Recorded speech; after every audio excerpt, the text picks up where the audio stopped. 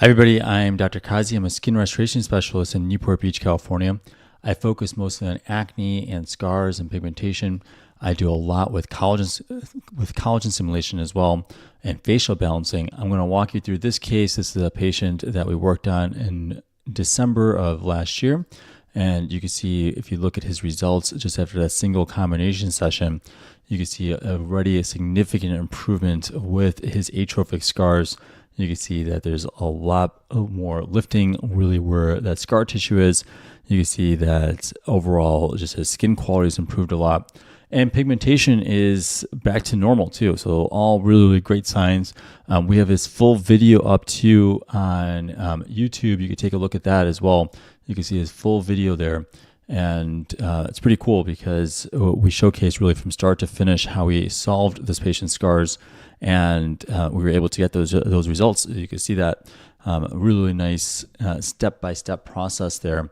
So I'll go through this particular case. I'll showcase how we treat these kind of scars. A lot of it really is more with manual type of treatments, especially more with like subcision. These are tethered scars. These are stuck scars. So we had to go inside there and actually break up that scar tissue. And it was really, really effective in his case. I remember very, very distinctly really breaking up that scar tissue really well. Again, you can see the full video too. You can see kind of start to finish how I did this. It's really cool because really even at rest, when he's not moving, not shifting his face, you can actually see the fat loss there. You can see that things were likely stuck there. And then you could definitely notice it when he smiled. So he smiled and you could see that really the skin is bending around the smile, and it was really pulled and really stuck over there. So we had to go inside and actually break up that scar tissue. So subcision was very, very effective in this case. And then we did do laser to resurface. We did TCA Cross on those boxcar scars. And again, about 4 months out now, you can see, look at that significant improvement. Hi, Mrs. Jones. Good seeing you on. Thank you so much for coming on again. And, this is a case where I was talking about somebody with rolling scars over here. We broke up that scar tissue very, very effectively. It's incredibly smooth at this point already. There's a little bit more work, especially with some volume replacement that we're going to slowly keep on giving for this patient. And then there's a bit more with his boxcar scars that I'm just working on with TCA Cross. And as it gets more and more lifted, then we'll do some more laser there. Thank you, Mrs. Jones. Appreciate it. Daria is asking, is there more risk of hyperpigmentation with erbium or CO2 laser? With CO2, there's going to be more heat, more energy, and so you would actually be concerned more with the CO2 laser. But there are people who use the erbium laser too aggressively also. My settings are actually very, very low for my patients. And so as long as patients follow what I say, really the instructions really I give are very clear in terms of how we set things up beforehand, what you're supposed to do afterwards. Really, there's a really streamlined process, especially with the erbium laser. It's really not going to last you for very long. There's certainly a process, though, with all these things where we have to prep the skin, and then you have to be very, very good with sun exposure afterwards. You got to also control your oil production afterwards. So there's a few things that we would like to do, which is why we have a patient send us photos really for 7 to 14 days after they do the procedure. And then we do another follow-up with you 1 month after the procedure. And there I look at your skin directly. Excuse me. So there I look at your skin directly, and I'll make sure that the pigmentation's on track, that we're okay, and we don't have to change anything else around there. But that's really what I do with that. Elise is saying, I'm getting Sculptra tomorrow for my scars. I'm so excited. Do you have any advice? Well, really just see, if they require massage, try to massage. Sometimes if it's deep, you don't necessarily have to. If it's relatively dilute, you don't really have to. But if you are going to somebody where they're doing it more superficial and it's not as dilute, they may expect you to massage afterwards and try to make sure that you talk to them about that. Thank you, Lucky Singh. Good seeing you on too as well. Naked for Saint is saying, which CO2 laser is most effective for irregular, minimally indented scars? So it's really not about the device itself. You don't have to worry about that per se, but there's ways of doing it really. There's ways of being really precise at each individual scar, which is what I like to do. I try to focus on each individual scar. And I use more of an ablative form of CO2 laser if I need to for like the thicker parts of the scar. Otherwise, we could either use a fractional form of the CO2 laser where it's just basically stimulating collagen, or we could use like an erbium laser to just slowly, carefully remove little layers of skin there. Sorry, I mean, is your erbium fractional and ablative? Well, I have two forms of it. I use mostly is fractional ablative erbium laser. And some patients I do fully ablative erbium laser, really more for like skin texture that I want to actually just pick up completely in that area for like complete resurfacing. A lot more. It's really, really good for pigmentation, really good for like perioral lines, for example.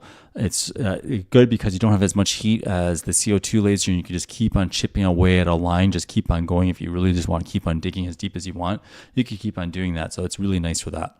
It just depends on how thick the skin is, where we're working on, and what kind of complications you're trying to avoid. G-By saying, or G-By German is saying, any side effects to his Radiesse with Subcision? So it depends on how they're doing it. I typically don't recommend it for the vast majority of people. They have to be pretty advanced to be able to do it that way. And I see people that get it done a lot of times, and they basically, what ends up happening is when they place that Radiesse, especially in the lower part of the face, it could actually start to sag over time, because with gravity, that product just starts going down to the path of least resistance and starts going down over here. And then it ends up causing like where calcium deposits just like in a layer it really shouldn't be. When you're doing subcision, the layers aren't going to be really exactly clear for people anymore. There's a lot of fluid in there as well. So you likely shouldn't really be doing too much with anything that's going to give you volume in the lower part of the face the same day as you do subcision. So that's something to pay attention to. If your scarring is, below your zygomatic arch, below your bony process, really, it should be somebody that's very, very comfortable with mapping it out, being very, very good with it. But I'm not too sure if that's going to be the case. So that's what I would worry about for you. Daria is saying, just very worried about hyperpigmentation, so I think fractional ablative erbium is best. Well, there's ways of still getting hyperpigmentation with fractional ablative erbium laser. It's again how you prep the skin and then what you do afterwards as well. You could you don't have to get pigmentation. Actually, there's people are just getting it cleared up in just a few weeks. Sometimes if you go a little bit more aggressive with more aggressive forms of CO2 laser, it could take like 2 months.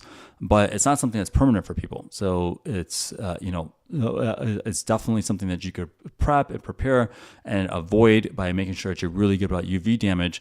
And then of course we use certain things to help clear it up as well.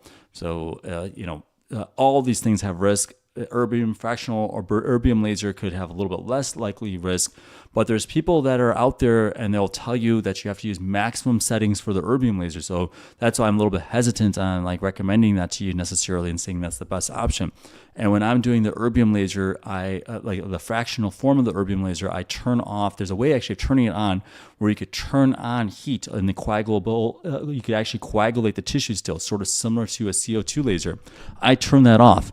But there's some people that may keep that on. I don't know if they do or not. There may be people that turn on that heat, that energy, and that could potentially cause more complications in patients. So it's tough for me to say because I don't know people's settings. I don't know what exactly they're doing.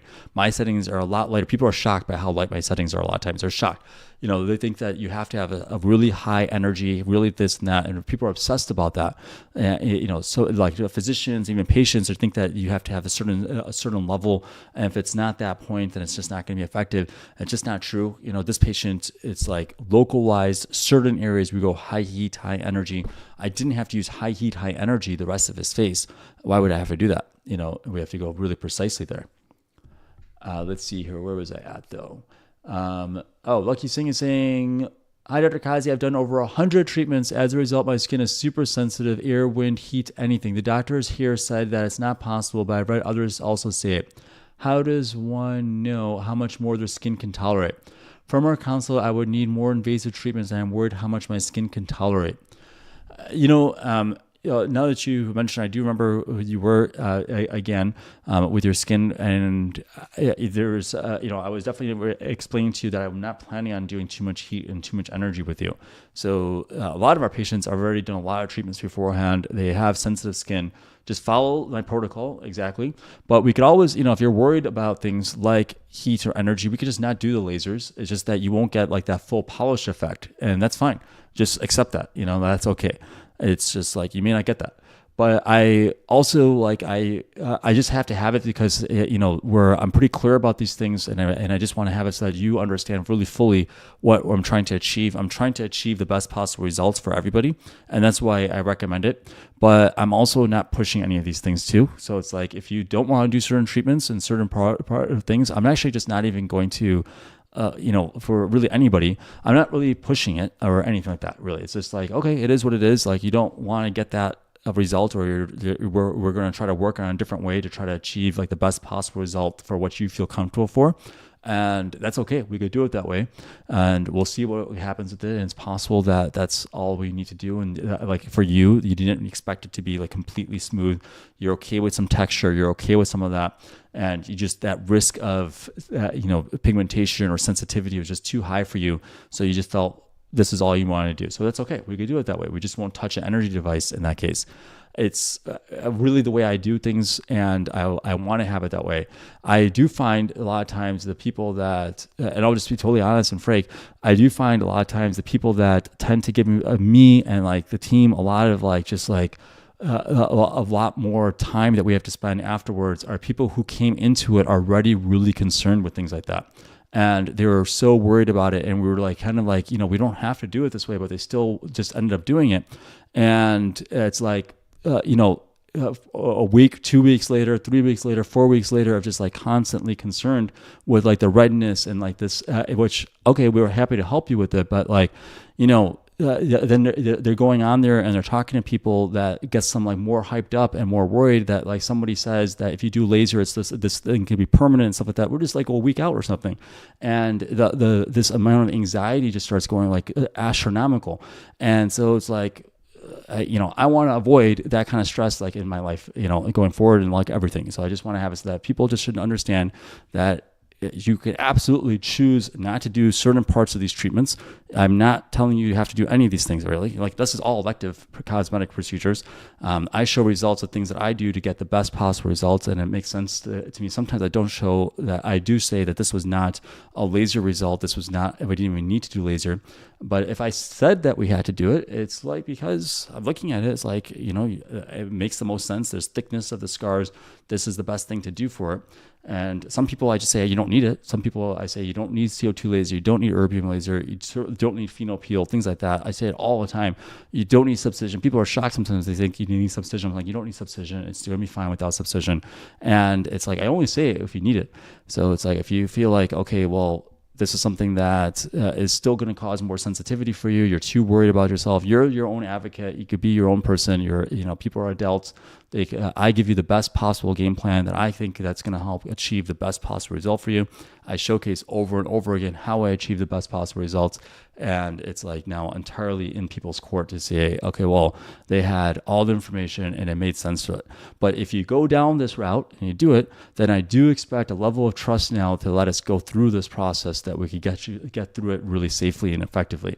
And that means you prep your skin a certain way. When I had patients like a few weeks ago, he just said he didn't do the skin prep.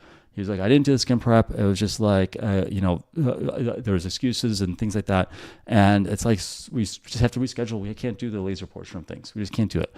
I'm not going to do it that way. I'm not going to put things at risk and like now have it so that there's a problem now down the line. Or like afterwards, people say that they didn't do these things. They didn't do this. They didn't do that. And it's like, everybody else heals just fine. And the people that choose not to do it for a few weeks, they're going to have prolonged healing process. It's like, how is that on me?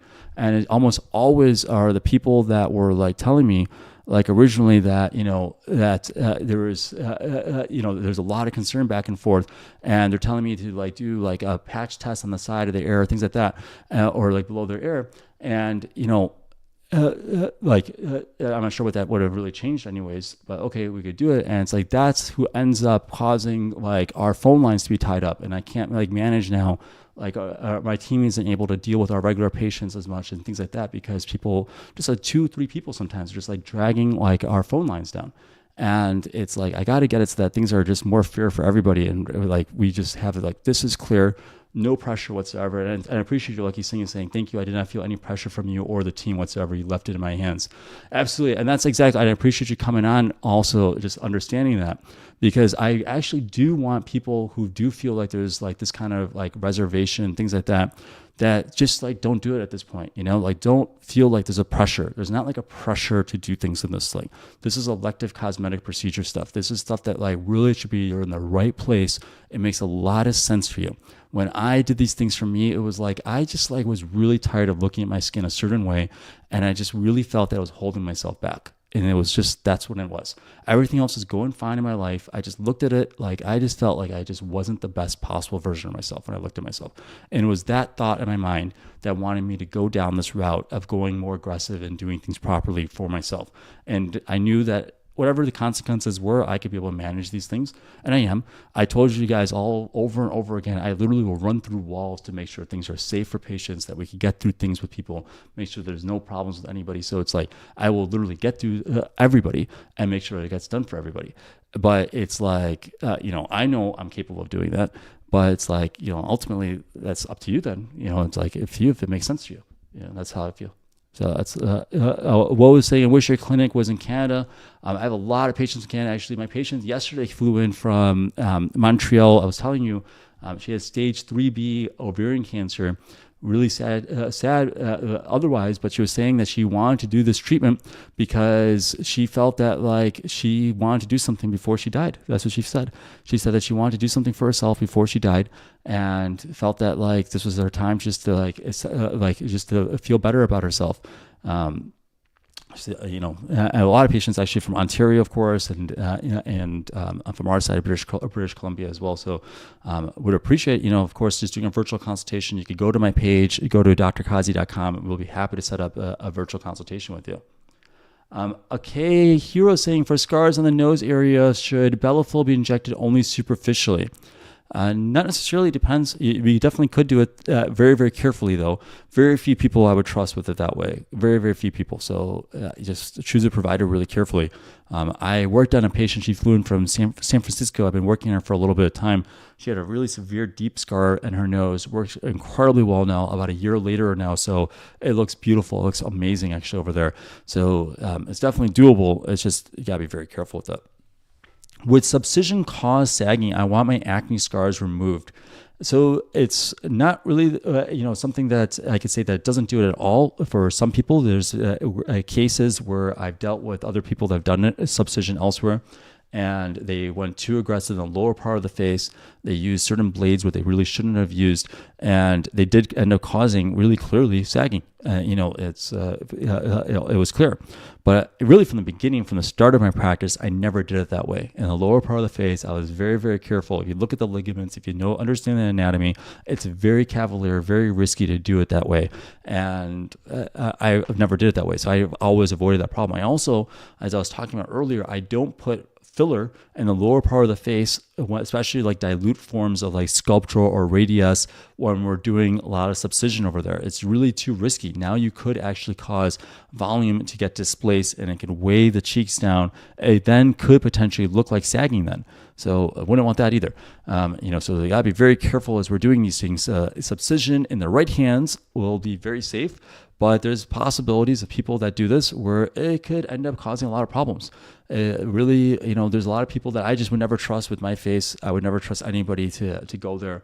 And I would say just watch their videos, see how they are, look at their hands, and you can see over and over again that there's some people that it's a little bit concerning when you see the way they're doing it. And like, look at the way they're doing TCA Cross and things. Shiraz is saying, hi, Dr. Qazi. When can you start seeing the results from CO2 ablative fractional laser? So it depends. If it's fractional CO2 laser, that's more for collagen stimulation, which is a very slow process. It usually could take 6 months, a year later. So it's a very slow process there. Shamans is saying, what makes certain biostimulators not eligible for certain areas? Is it the actual ingredient, or is it the size, viscosity, etc., or the material? Really good question. A few, like all of the above, sort of. So biostimulatory products, so basically of those, we'll say like Bellafill, which is cow collagen mixed with something like PMMA. And then we also have Sculptra, which is PLLA. And we also have Radiesse, which is a calcium-based product, and those all stimulate your own natural collagen. So in areas where you have a lot of movement, for example, around your mouth area, you really wouldn't want these collagen stimulating products. So I wouldn't use any of those around the mouth. I also really would not like those around the eye area. Certain small spots, like potentially like along the orbital bone, you could potentially do something like a little bits of Bellafill there, but you gotta be extremely careful as you're doing that though. Now, you wouldn't want to put really anything though, like that's like a collagen stimulating product in circular movement areas. So around the eyes, around the mouth, even the nasal labial fold, you gotta be pretty careful with. Bellafill is actually okay. It's a nice sturdy product. It's not really gonna shift much or anything like that. But sometimes Sculptra could be a bit of a problem, the way some people dilute it, things like that on the nasal labial fold area. Radiesse, depending on how they dilute it, it could also be a problem over there. Forehead. There's areas, little small discrete spots. I actually am a believer that you could do something like Bellafill in those areas. If you freeze the forehead, meaning you want somebody to do neurotoxin like Botox, Dysport, Xeomin, make sure there's no movement over there. It's totally off label, but there's ways of doing it safely. So why not? I have it on my own forehead. It's awesome. I love it. And it was like the best thing ever for my forehead. So it's like, I did it on myself because I was like, you know what, everyone says you can't do it, but I have no movement on my forehead. So let's just showcase that this is totally safe to be able to do if you do it the right way. I mean, totally safe in my hands, totally safe the way I do it, totally safe for other people. No, but like I could do it very, very safely. I do 1 to 2 forehead fillers every single day. So it's okay to do it that way. Usually I use hyaluronic acid filler, but in some patients who are ready and steady, I should say, who are ready to really freeze their face, making sure that they don't have any movement in the future, we could consider doing something like Bellafill, especially for smaller scars, smaller spots right there. That's okay. I still would avoid things like Radiesse or Sculptra because they're diffuse, and I don't want anything to get heavy on the brows now. So I would not want to use those products though in that area. So hopefully that helps you out though. I still though would not really do Bellafill in the glabella area. That's one area I just don't do. It's areas still that could end up getting some movement. It could, when there's movement like that, you could stimulate too much collagen. That could get a lump, it could get a ball. Would not recommend in that area. So those are areas that I would not recommend doing. So think of it like movement areas. Timur is saying, hi, Dr. Qazi, would you say CO2 sessions in fractional mode would be effective for shallow scars that were significantly lifted with multiple TCA Cross, or are there better options to smooth them out? There are better options, but it depends on who you're going to. Like I actually do fully ablative on some of those spots that are more superficial, and it gets really flat then. In fact, I did that for this particular patient. It got really flat for him. But you could do a few rounds, like you said, of fractional CO2 laser, and that could potentially help you out enough there. Rain is saying, would we get Bellafill again after some time? Yeah, you still have to catch up with the Bellafill. You don't know how much collagen production there is for some patients, so you do need to do some Bellafill there. Oh, hi, Bao Kimmy. Good seeing you on too. Hopefully you're doing well right now. Bao Kimmy's asking, hi, Dr. Qazi, what was used here? Just getting on. So yeah, just to recap for everybody that came on, this was with Subcision. In this case, I did do talar liberator Subcision. I did TCA Cross. We did ablative CO2 laser at the edges of these scars. So we did fully ablative CO2 laser for some parts of this. We also did a fractionated form of the Erbium laser as well. And we also did some Sculptra for this patient. So we did a few different steps actually. And this is 4 months out over here. Oh, you're coming on Thursday. Awesome, Balcony. Good. I look forward to seeing you here. Naked First Saint is saying, from years of experience, irregular indented scars are better treated with CO2 or Erbium. It depends on how thick the scars are. Either option could actually be totally fine. It actually doesn't matter too much. It's a lot of times what I end up doing is like do it for more of the thicker parts of the scars though. So that's where I use more like a fully ablated form for the thicker edges of the scars. It's really not much of a difference though, to be honest with you, for shallow scars like that too. How do you treat keloid scars? So I treated one today really with just a lot of times it's with steroid injections. Sometimes you can combine it with like 5-FU. And if it's like red and angry looking, you could use V-beam or what I have in the office, which is XLV. Lemon and Cookies is saying, the doctor tells me to use Clear and Brilliant for dermal PIH, but I don't think that will help. I need Pico. Yeah, I don't think that's a good option, really. The Clear and Brilliant's not going to be first-line treatment for that dermal PIH, though. I mean, I think you were asking about this earlier, too, before. What skin type are you, by the way? I can't remember. Bizon is saying phenol peel. What's the question about phenol peel? Phenol peel is basically another way of resurfacing. It's really good for, it also gets a lot more collagen stimulation than laser under a single session. It's really good for skin contraction, really good for that. Not like the solution for everything though. We still have to do subcision. We still have to do volume replacement in this case. So it's not going to be like the solution for everything, but it's certainly a great option though for a lot of patients though that have thicker scars. So if it's a thick scars, still could do it. You just may have to do other things on top of it though. Can you work with patients with mid-face filler? Yeah, we do it all the time. If it's just not bothering us, we can just deal with it without any problem. But if it needs to be dissolved, because just like a lot of times, mid-face filler, honestly, I don't love anyways. I think that a lot of people were just overfilled. I'm not sure which area you're in, but like in our area, Newport Beach area, it's like epidemic was occurring in like the 2015 to 2022 or so, where people were just filling up like the mid cheek. You'll see all these people walking around with this mid cheek fullness. So it's like crazy, like the amount of fullness that's in there. And like I just like we have to dissolve that a lot of times. So just what they did, and not that you were crazy, like the patients that did it were crazy, but just the practitioners that were pushing it were just like, I don't know what they're doing. Their aesthetic was just totally off. It was really poor aesthetics, really poor judgment call. And they insisted that this stuff wasn't going to last, all this stuff. My patient earlier today, I had to dissolve her filler underneath the eyes. She got it done in 2017, dissolved it. There's so much filler over there. There's just like these big balls that there. People tell me that they think that they have to do facelifts, neck lifts, because the filler stretched out the skin. It was ended up displaced, and they thought the filler may have gone, and they thought, this is the consequence. But it turns out just removing that filler still, taking a look in the ultrasound, you remove the filler, and now suddenly now the skin retracts. It looks really good. What about facelift? Can it benefit scars? Actually, my patient today that I worked on, she had a lower facelift, and she was hoping that it would solve her lower scars. Didn't work actually for her. I still ended up needing to do subcision. There was still so much scar tissue over there. She had actually done subcision as well in somebody in Florida. She did a facelift and subcision later on, and fat transfer, and there's still so much scar tissue in this particular area that was really bothering her. And certainly it could stretch out some of the scarring, but it's not really going to solve it. You really do want to do undermine that scar tissue a certain way. You want to do some resurfacing if you need to, things like that. She's actually going to be someone who's just going to be doing a phenol peel, by the way. And I think she's going to let us share. Actually, I believe she's letting us share because we did film her subcision today, and she's going to do a phenol next month. That's how I usually do it. I do the subcision part about 1 month before I do the phenol, because I really want to make sure that we know what really the true depth of the scars are.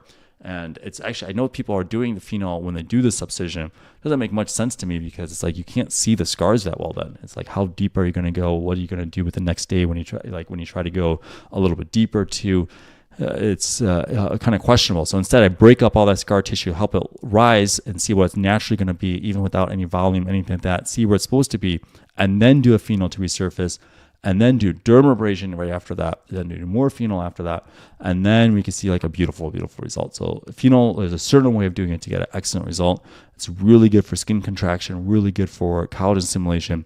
May not be necessary for a lot of scars. It wasn't necessary for this patient. We still got a beautiful result. And there's just a lot more downtime. Like one of my patients that I was talking to today that I worked on a couple times, we were going back and forth about doing phenol. He just doesn't have the downtime. But I'm still going to get him an excellent, beautiful result with lasers, and we're really close to it. It's just that it may take more sessions though with that. It may take more time, more of that just spread out over time. What's the best solution for deep acne scars on the temples? The best thing, honestly, is volume replacement. So a lot of times it's going to involve like Bellafill, Sculptra. Really, that's one of the best options. Still, you could maybe do TCA Cross, things like that, but that's one of the best options there.